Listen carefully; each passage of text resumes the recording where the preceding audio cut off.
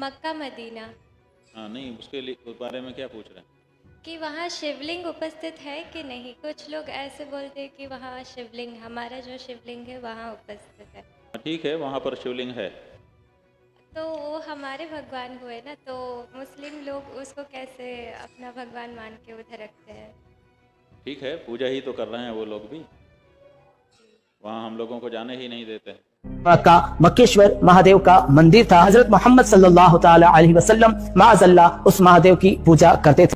तो शिखर तोड़कर गुंबद बना दिए गए, रातों रात मूर्तियां घिसकर सपाट कर दी गई। एक एक मूर्ति के साथ मानवता की भावनात्मक इतिहास की एक एक अध्याय को समाप्त कर दिया गया। जो मंदिर कभी काव्य, संगीत, नृत्य, अभिनय और संवाद से गुजते रहते थे, उनमें हमेशा हमेशा के लिए सन्नाटा पसर गया। हजारों की संख्या में नर्तकियां बेच दी गई और मूर्तिकार मार दिए गए। सनातन संस्कृति के केंद्र भारत की सभी मंदिरों को नष्ट कर दिया गया। आपको बता दें कि मंदिरों के विनाश का और नाट्य शास्त्र के विलुप्ति का काल एक ही माना जाता है। इतिहासकारों और कुछ साक्ष्यों की माने तो एक समय ऐसा भी था जब संपूर्ण पृथ्वी पर सनातन धर्म का ही डंका बजता था। संपूर्ण जगत में मनुष्यों की एक ही विचारधारा एवं एक संस्कृति थी। सुंदर परंपरा जो सीधे स्वर्ग से आसमान से पृथ्वी पर आया, उसी को कहते हैं सनातन। जो आदिकाल से अनादिकाल तक बाकी रहे, उसी का नाम है सनातन। कहा जाता है कि जब संपूर्ण पृथ्वी पर सनातन धर्म फैला हुआ था, उस समय प्रत्येक मनुष्य अपनी आस्था और अपने विश्वास के लिए स्वतंत्र था। मगर धीरे धीरे समय गुजरता रहा और समाज सुधार के नाम पर यहूदी, जैन, बौद्ध, ईसाई आदि जैसे कुछ नए विचारधाराओं का उदय हुआ, जो आगे चलकर नए नए पंथ बने। हालांकि इन पंथों से मानवता को कोई ठेस नहीं पहुंची। अभी तक संपूर्ण जगत में शांति बनी रही। मगर जैसे 6वीं शताब्दी में इस्लाम का उदय हुआ, तो इस्लाम के आते विश्व की शांति धीरे धीरे भंग होने लगी। धर्म के नाम पर लोगों को मारा जाने लगा। जबरन इस्लाम की विचारधारा को मानने के लिए लोगों को मजबूर किया जाने लगा। मूर्ति पूजकों का कत्ले आम होने लगा। वैसे अगर आप इतिहास के पन्नों को पलट कर देखेंगे तो आपको पता चलेगा कि मूर्ति पूजकों तथा मूर्ति के भंजक मुसलमानों के संघर्ष से इतिहास के पन्ने पटे पड़े मिलेंगे। बहुत सारे इस्लामिक धर्मगुरुओं को आपने ये कहते हुए सुना होगा कि इस्लाम सृष्टि के आरंभ से है। मगर सच तो यह है कि इस्लाम धर्म के संस्थापक हजरत मोहम्मद साहब का जन्म 570 ईस्वी में हुआ था और उन्हें 610 ईस्वी में मक्का के पास हीरा नाम की गुफा में ज्ञान की प्राप्ति हुई थी। यानी कुल मिलाकर ये कहना गलत नहीं होगा कि इस्लाम में 14 साल पुराना धर्म है। अब ऐसे में अगर आपके मन में भी ये सवाल उठ रहा है कि इस्लाम के अस्तित्व में आने से पहले अरब और उसके आसपास के इलाके के लोग कौन से धर्म को मानते थे, किस संस्कृति का वहां पर दबदबा था, वहां के लोग किन देवी देवताओं को पूजते थे, वहां की संस्कृति कैसी थी, अगर आपके मन में भी ये सारे सवाल उठ रहे हैं तो हमारे साथ वीडियो के अंत तक बने रहिए, क्योंकि एक एक करके सब कुछ आपको बताएंगे। मगर उसे बताने से पहले अगर अभी तक आपने हमारे चैनल को सब्सक्राइब नहीं किया है तो प्लीज चैनल को सब्सक्राइब कर लीजिए। दोस्तों, एक तरफ जहां कुछ मुस्लिम विद्वान कहते हैं कि इस्लाम सृष्टि के आरंभ से है, तो वहीं दूसरी तरफ कुछ इस्लामिक धर्मगुरु कहते हैं कि अरब में इस्लाम के आने से पहले चारों तरफ अज्ञानता ही अज्ञानता फैली हुई थी, तबाही मची हुई थी, औरतों की कोई इज्जत नहीं थी, लोग आपस में कट मर रहे थे। इन सब के अलावा इस्लामिक हदीसों में उस दौर को जाहिलियत भी कहा गया है। मगर यहाँ पर सबसे बड़ा सवाल यह है कि इस्लाम धर्म के संस्थापक हजरत मोहम्मद साहब का जन्म अगर 570 ईस्वी में हुआ था और उन्हें 610 ईस्वी में ज्ञान की प्राप्ति हुई, तो इस्लाम सृष्टि के आरंभ से कैसे था?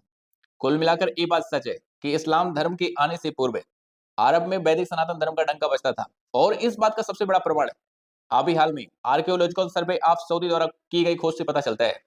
इस खोज में यह बात साफ हो गई है कि सऊदी अरब के लोग इस्लाम के आने से पहले पूर्व वैदिक सनातन धर्म को ही मानते थे, क्योंकि सऊदी अरब के पुरातात्विक वैज्ञानिकों ने 8000 साल पुरानी मंदिर को खोज निकाला है। बताया जा रहा है कि सऊदी अरब की राजधानी रियाद के दक्षिण पश्चिमी इलाके में स्थित तटीय शहर की खुदाई में ऐतिहासिक हिंदू मंदिर के अवशेष मिले हैं।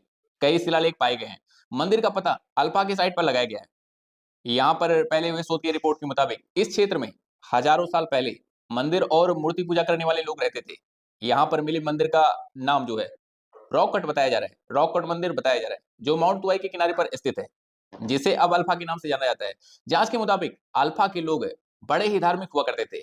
वहां की खुदाई में एक ऐसा शिलालेख भी मिला है जो अल्फा के एक देवता कहल के होने की पुष्टि करता है। मीडिया रिपोर्ट की माने तो इस जगह पर 2807 कब्रें भी मिली है, जो अलग अलग समय की है। पुरातात्विक वैज्ञानिकों के लिए ये जगह पिछले 40 सालों से हॉट स्पॉट बना हुआ है। मगर वैज्ञानिकों को जिस बात ने सबसे ज्यादा हैरान किया है वो है यहाँ पर मौजूद मंदिर, क्योंकि इस दोस्त मंदिर के परिसर में एक यज्ञ की वेदी भी मिली है।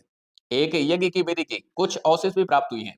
अब इन खोजों से यह बात तो साफ होता है कि सऊदी अरब में इस्लाम के आने से पहले वैदिक सनातन धर्म का ही डंका बजता था, क्योंकि यहाँ पर मिले अवशेषों के अनुसार सऊदी अरब में इस्लाम से पहले ऐसे लोग रहते थे जिनके जीवन में पूजा पाठ और यज्ञ जैसे अनुष्ठान काफी मायने रखते थे।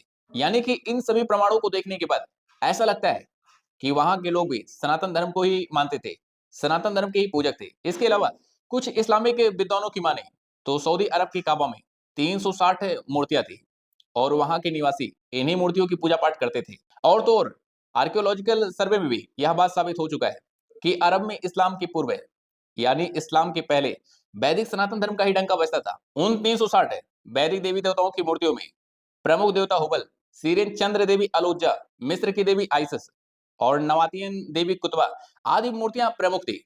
इन सब के अलावा खोज में मिले प्रमाण के अनुसार अरब के लोग ग्रहों की भी पूजा करते थे। इसके अलावा अभी हाल के दिनों में अरब के मरुस्थल में एक देवी की मूर्ति मिली है जो हंस पर बैठी हुई थी, मगर 7वीं शताब्दी में नव स्थापित इस्लाम की आदि ने अरब से उसके अतीत का संबंध बिल्कुल भी विच्छेद कर दिया। अतीत से जुड़ने वाली हर एक कड़ियों को तोड़ दिया गया। अपने नए धर्म के निर्माण के लिए पुराने ढांचे को यानी मंदिरों और पूजा स्थलों को गिरा दिया गया। कहा जाता है कि मोहम्मद साहब ने अपने अनुयायियों को सभी प्रतीकों चिन्हों को मिटाने का आदेश दिया था, जिसके बाद सभी मूर्तियां तोड़ दी गई। धर्म ग्रंथ एवं पांडुलिपियां जो थी उनको नष्ट कर दिया गया, मंदिरों को अपवित्र किया गया, विद्यालय और एवं पुस्तकालय को सारे के सारे सबको जला दिया गया, सांस्कृतिक केंद्रों को लूटा गया, विद्वानों की निर्ममता पूर्वक हत्या की गई। अर्थात हर उस वस्तु को जो अतीत से संबंध जोड़ती थी उसको पूरी तरीके से नष्ट कर दिया गया। भारतीय धरोहर वेबसाइट की माने तो मोहम्मद के जन्म से पहले अरब में एक उन्नत वैदिक संस्कृति थी। प्रत्येक घर में हिंदू देवी देवताओं की प्रतिमाएं थी। सार्वजनिक मंदिर में पूजा पाठ के साथ साथ शिक्षा एवं संस्कृति के बीच में केंद्र थे। इन सब के अलावा हरिहर क्षेत्र महात्म्य नामक ग्रंथ में मक्का के लिए संस्कृत में एक श्लोक भी मिलता है, एकम पदम गयायन्तु मक्कायन्तु द्वितीयकाम अस्थापितम द्वितीय मुक्ते शुक्ल से सन्निधो। अर्थात भगवान विष्णु का एक पश्चिम गया में है तो दूसरा मक्का में तथा तीसरा शुक्ल तीर्थ के समीप स्थापित है। हिंदू मान्यताओं के अनुसार मक्का यानी कि मक्केश्वर तीर्थ को स्वयं भगवान ब्रह्मा ने बसाया था और ब्रह्मा जी को ही मुसलमान, यहूदी और ईसाई इब्राहिम या अब्राहम कहते हैं। इस्लाम धर्म के अनुसार मक्का को इब्राहिम ने बसाया था। इसके अलावा मक्का के एक पुराने नक्शे से इस बात की भी जानकारी मिलती है कि काबा का निर्माण वैदिक अष्टकोण के आकार में हुआ है, या एक कहें काबा का निर्माण वैदिक अष्टकोण वाले मंदिर को तोड़कर किया गया है। मंदिर के 8 कोणों में वैदिक अष्टदिक्पाल इंद्र, वरुण, यम, अग्नि, वायु, कुबेर, ईशान और निरपद प्रस्थापित हैं। बीचों बीच में वर्तमान में मौजूद खंडित काबा चौकोर है। यह काबा शब्द भी गर्भगृह शब्द का विकसित रूप है। गर्भगृह यानी गाबा, गाबा से काबा, जैसे गौ का आंग्ल उच्चारण कौ होता है ना, कौ हुआ है ना, ठीक उसी प्रकार गाभा का काबा हुआ है। ऐसे में निसंदेह काबा इस्लाम के आने से पूर्व मक्केश्वर महादेव का गर्भगृह ही रहा होगा। जैसे गौ का आंग्ल उच्चारण कौ हुआ है, ठीक उसी प्रकार गाभा का काबा हुआ है। ऐसे में निसंदेह काबा इस्लाम के आने से पूर्व मक्केश्वर महादेव जी के मंदिर का गर्भगृह ही रहा होगा।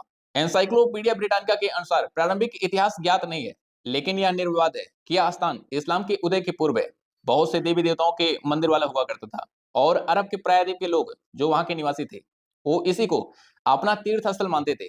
ऐसे में इन सभी बातों से ये बात पूरी तरीके से सिद्ध होता है कि मक्का में शिवलिंग प्राचीन काल से ही विद्यमान है। जैसे कि मैंने आपको पहले ही बताया कि सऊदी अरब में हंस पर बैठी एक देवी की प्रतिमा भी मिली है। इस देवी को लेकर यह भी दावा किया जा रहा है कि यह विद्या की देवी है। यह विद्या की देवी सरस्वती की प्रतिमा है, क्योंकि सरस्वती माँ हंस की सवारी करती है और इस प्रतिमा को देखकर भी ऐसा लग रहा है कि यह सरस्वती माता की प्रतिमा है। हालांकि इसको लेकर यह भी बात सामने आ रही है कि यह वास्तव में ग्रीक देवी एफ्राइड की मूर्ति है जो हंस पर बैठी हुई है। फिलहाल तो इस वीडियो पर आपकी राय क्या है, हमें कमेंट करके जरूर बताइए।